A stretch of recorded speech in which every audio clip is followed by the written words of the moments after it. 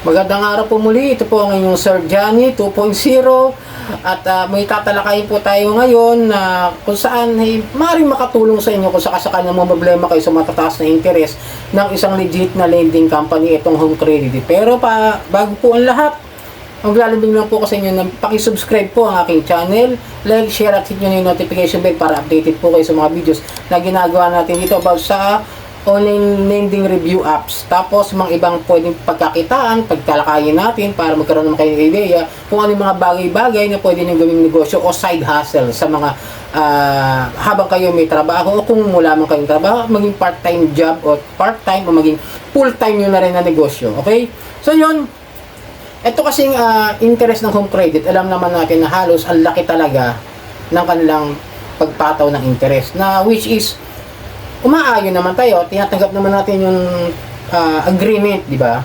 Medyo, yun nga lang, yung iba kasi, basahin nyo muna kung kaya nyo ba bayaran talaga o hindi, yung mga mangyayari dyan na pagpataw ng penalty, pagpataw ng mga charges, yung interest na kung kaya nyo ba talaga monthly bayaran yan, o baka mamaya magkaroon kayo ng problema, di ba?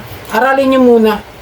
Ngayon, kung naman problema kayo sa taas ng interest, ay nasabihan kayo ng collector, ng agent collector, na kakasuhan kayo ng estapa, I will doubt na kakasuhan kayo ng estapa kung utang lang naman ang pinag-uusapan. Ito kasi nanggaling to sa main channel ko, yung janitor. Okay, no?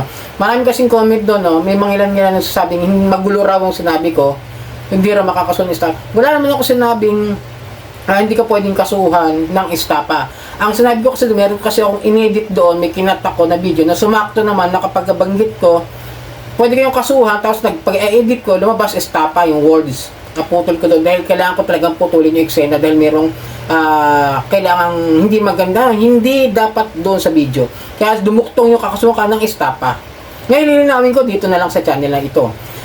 Hindi po kayo pwedeng basta-basta sampahan ng kasong estapa kahit na mga lending company, financing company, o lending company, o bangko.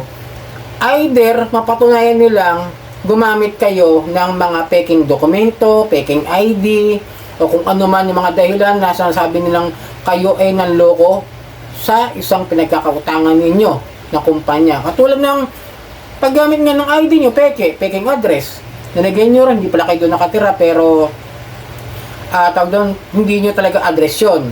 Pangalan nyo, di ba? Yung mga accounts ninyo, kunwari may bangko kayo kahit wala naman kayong bangko. Diba, may trabaho kayo kahit wala kayong trabaho. Mga ganung pamimiki at fraud. Doon na kayo pwedeng sampahan ng kaso na estapa ng mga ganyang lending company. Example like that, yung Home Credit.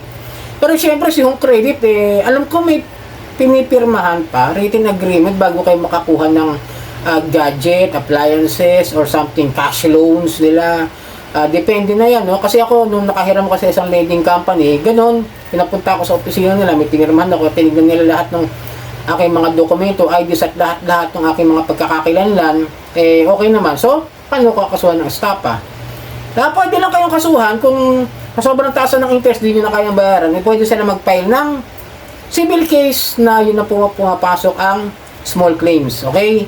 Doon na po yung small claims. So, pag-uusapan sa korte na kung saan hindi naman criminal case.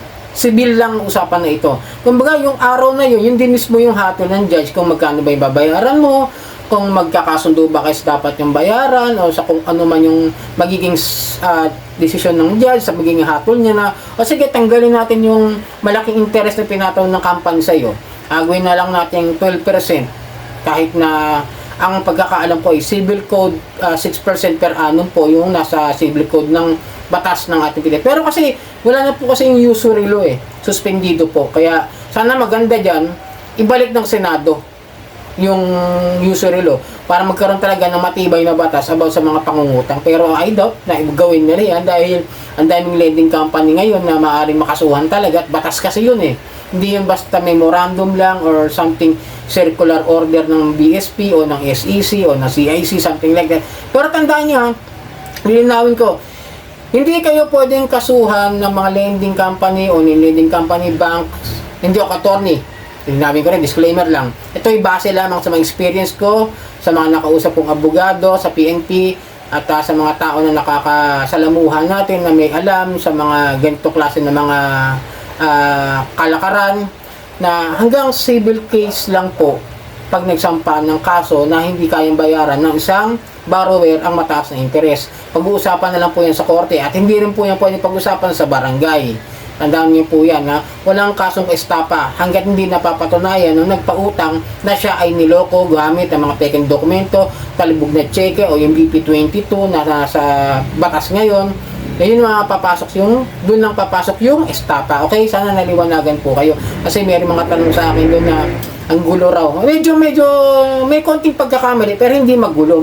Kung papanoorin niyo po kasi yung buong video na yon, nandun naman po lahat yung sinabi ko eh. Pwede lang po kayong kasuhan sa mataas na interest ay civil case, small claims court. Ngayon, kung may panghahalong panloloko, ulitin ko, tsaka lang papasok ang estapa o fraud. Okay? Sana nakatulong ang video ito. Muli, paki-subscribe na lang po ang aking channel, Sir Johnny. Like, share at hit nyo na yung notification bell para updated po kayo sa mga videos about sa OLA review at sa mga part-time income na pwede natin gawin dito sa ating channel at mai-share ko sa inyo. Maraming pong salamat hanggang sa muli.